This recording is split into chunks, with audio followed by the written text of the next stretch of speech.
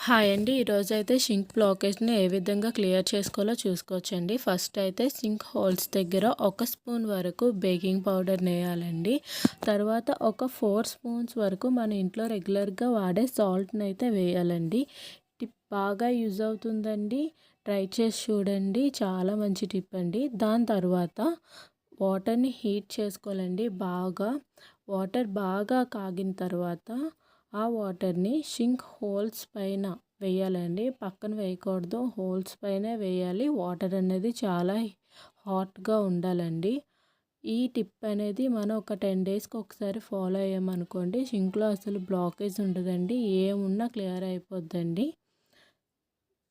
వాటర్‌ని వేసిన తర్వాత ఒక 5 మినిట్స్ తర్వాత మనం ట్యాప్ అయితే ఇప్పి వాటర్ అయితే చల్లటి వాటర్‌ని అయితే వేయాలండి. ఈ వీడియో నచ్చినట్టయితే సబ్స్క్రైబ్ చేసుకోండి.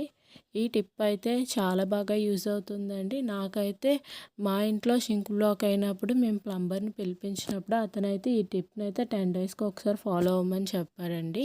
ఈ వీడియో నచ్చినట్టయితే సబ్స్క్రైబ్ చేసుకోండి. Thank you for watching.